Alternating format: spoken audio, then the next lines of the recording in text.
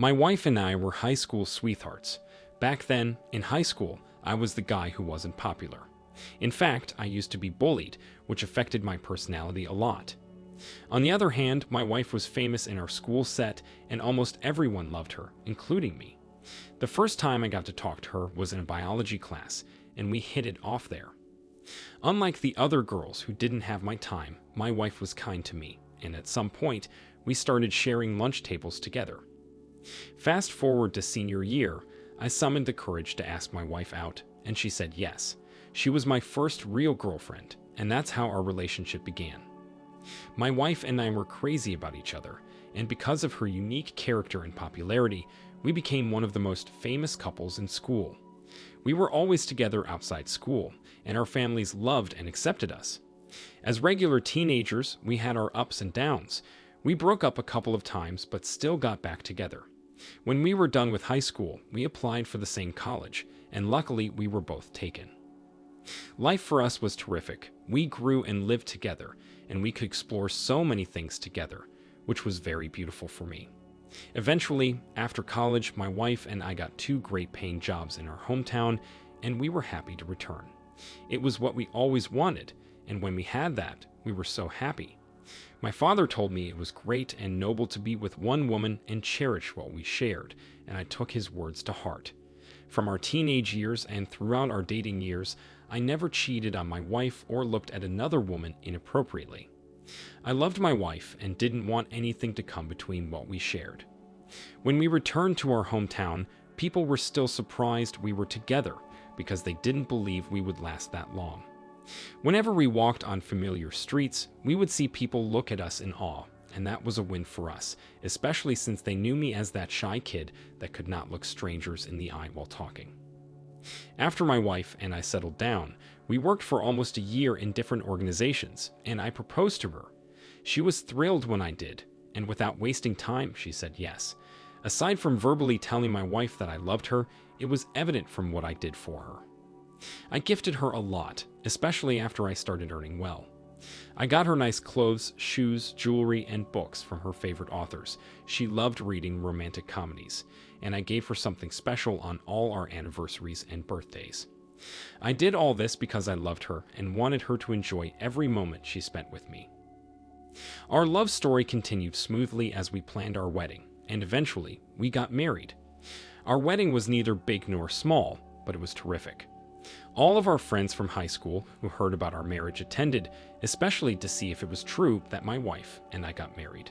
After our wedding, we both moved into a new apartment I rented, and a year later, we had our first child, a boy.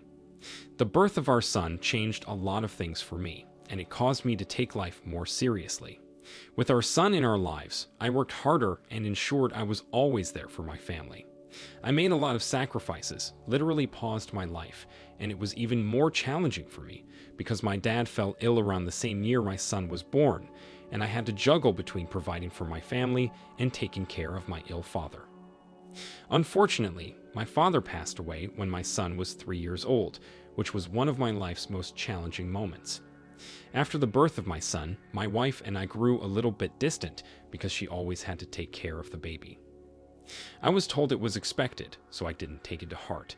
I believed that after our baby could walk and maybe lessen the responsibility on my wife, we would get back to how we used to be, but I was wrong. The older our son grew, the more distant we became. It got so bad that the only time we had a long conversation would be when she either complained about something or reminded me that I had to go grocery shopping or forgot to take out the trash. It was funny how we went from high school sweethearts who could not live without each other to a couple that always argued and fought. Despite all that was going on between us, I still loved my wife, and I treated her with so much love because I badly wanted us to return to how we used to be. I just believed she was having a hard time as a new mom and would get back to it with time, but I was wrong. One weekend, my wife and son visited her parents, and I was alone at home. I tried to sleep, but I couldn't because the thought of my wife didn't let me. So I got busy when I was tired of lying in bed. I cleaned the house, did the laundry, and I decided to clean the attic, too, since it had been months since I went there last. While cleaning the attic and organizing things, I stumbled on a small box I didn't remember putting there. Out of curiosity, I opened the box, and it was filled with letters. I was initially surprised because my wife barely went to the attic, and since I wasn't the one that put the box of letters there, it had to be her. At that point, all I wanted to know was the letter's purpose. As I read them, my heart skipped. On reading the first letter, I realized they were love letters my wife received from her lover, and I also found out that her lover was my high school bully, the same guy that used to publicly humiliate me. At first, I didn't believe what I had read because my wife knew how much I hated the same guy, and I would never imagine her cheating on me. But after I spent time going through all of the letters, I realized it was true. I was so heartbroken and shocked. I even found out that their affair started a couple of months after we moved back into town, and they had a couple of flings while we were still teenagers. I knew he was still in town. We had seen each other a couple of times, but I never spoke to him, and he never tried to either. He always had an annoying smirk, and it fueled my anger for him. The good thing was our high school reunion was just around the corner, and my wife and I were already making plans. We were actively involved in the planning committee because we were one of the few in town. So I took some of the letters and made plans to expose her and her lover. Also, in some of the letters, I had seen my bully ask about my son, and I couldn't fight off the feeling that something else was happening. So when my son and wife returned, I acted like everything was cool, and since we weren't so close, she didn't notice anything different about me. I was so mad at her that I hoped my son was mine for her sake. To confirm my suspicion, I secretly took a paternity test, and the results showed that I had been raising another man's son all this while. This was the last straw that broke the camel's back for me. I wanted to throw her and her son out, but I wanted to do it more epically. D-Day eventually came, as you would think. My wife and I made a show. She acted like we were still madly in love with each other, and everyone had their eyes on us. As part of the plan, I was meant to give a speech and appreciate those who traveled from different parts of the country to attend our reunion, and while I made the speech, I told the story of a man who loved and cherished his wife, but she cheated on him with his enemy. I did that to instigate my classmates, and it worked, and at the end of the story, I exposed to everyone that my wife was the person I was talking about. She was shocked, and everyone was shocked too. She pretended she didn't know who I was talking about, but I was smart enough to project copies of their letters. I had snapped, and everywhere was quiet for a while. Suddenly, one of my classmates who lived in our town too shouted at the top of her voice that it was true, and everyone gasped. Well, it turned out that everyone from the planning committee knew my wife was having an affair with my bully, and no one mentioned it to me, but on that day, they took turns in confirming it. At the spot, my wife started to cry and beg me. She was already soiled in drinks from some of our angry classmates, and it pleased me to see them empty their drinks on her face.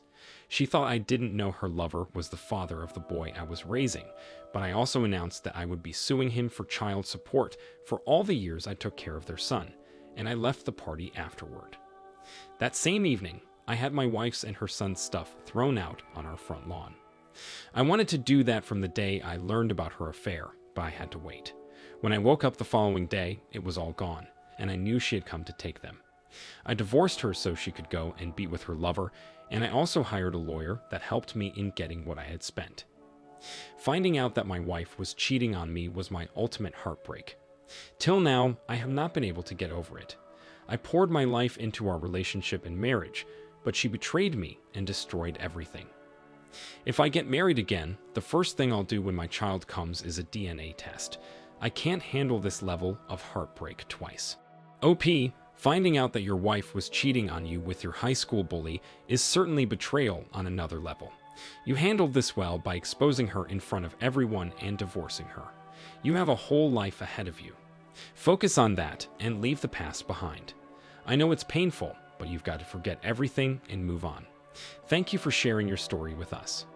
Now, let's move on to the next story for today. After being friends for almost a year, I figured my wife was the woman I wanted to get to know better and possibly spend the rest of my life with her, so I asked her to be my girlfriend, and she said yes.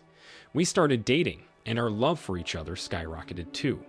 We were the perfect couple. We wore matching outfits, did things together, gifted each other, and I tried as much as possible to make her always happy. I was earning very well, so gifting her expensive things was not an issue. She was a fashion queen, and I knew the kind of clothes, shoes, and bags she loved.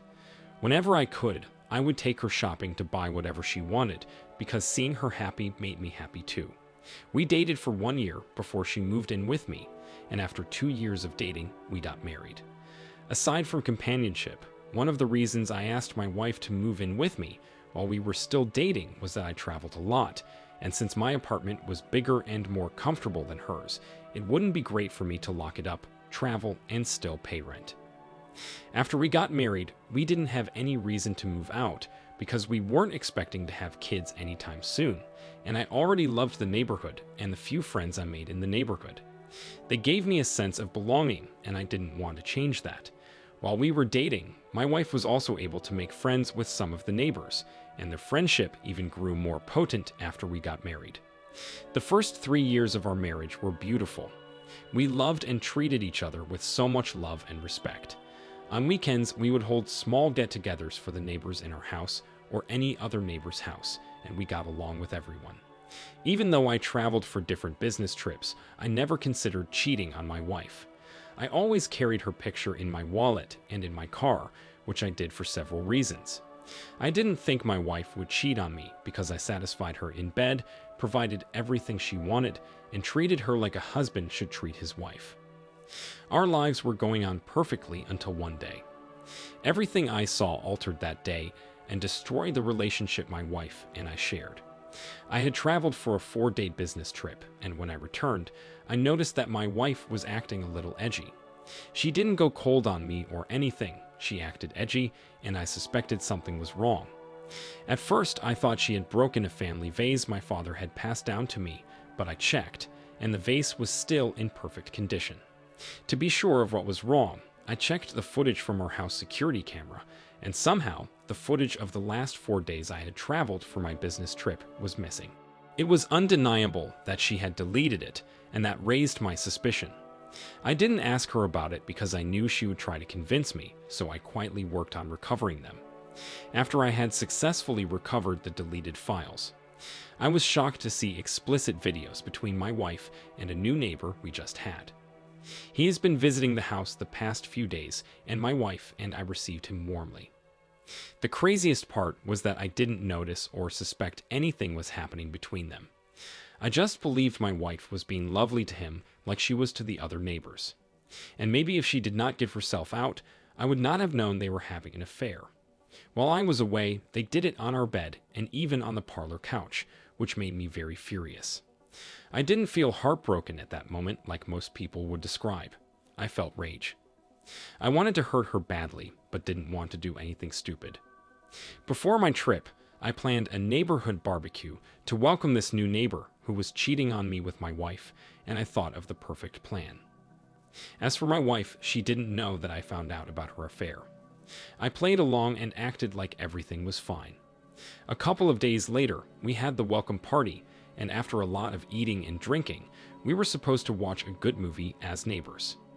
After everyone had gathered, I played them a movie, not the one they expected to see, but the kind of movie they would not stop talking about in a very long time. I played the videos of my wife and our new neighbor I had recovered, and everyone was shocked. My wife could not believe it, especially with the wide grin on my face. Her eyes nearly fell out of her socket when everyone turned in her direction, and the shame on her face was evident. Immediately, the new neighbor's girlfriend started yelling at her boyfriend, and when she couldn't take it anymore, she broke up with him on the spot. On the other hand, my wife cried her eyes out and turned to her neighborhood friends to help her beg me, but everyone was so disappointed that they shunned her and didn't say a word to her. After they had seen what I wanted them to see, I told them that the barbecue was over, so they all left. After everyone left, my wife cried and said, "It isn't what you think. Allow me to explain." Hearing that line made me so furious that I yelled at her and told her not to step into my house again. I also told her that I was already processing the divorce papers and that soon she would hear from my lawyer. I threw some of her stuff out and I shut the door. Honestly, humiliating her publicly pacified me a bit, but it was nothing compared to the heartbreak I felt. I loved her so much and envisioned spending the rest of my life with her. I didn't see her again after that day, and the new neighbor left too. I guess he took her with him because they knew they ruined their relationship with our neighbors.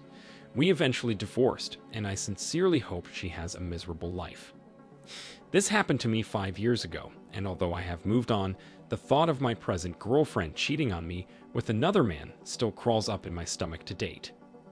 I try to fight it as much as possible, but I know most women don't deserve genuine love. They are selfish and only think about themselves. OP, most women don't deserve love, and giving your love to the wrong woman must have hurt. However, you shouldn't judge your present girlfriend based on your past. Just because your wife cheated on you doesn't mean your present girlfriend will. It might be hard, but you've got to open your heart again so you don't miss out on the beautiful things of your new relationship. Thank you all for taking the time to listen to today's stories. If you enjoyed listening, please feel free to like and subscribe if you haven't already. Also, comment below with your thoughts on what happened. If there is a story you would like to share with me about your own situation or someone else's, then please do not hesitate to contact me. Take care.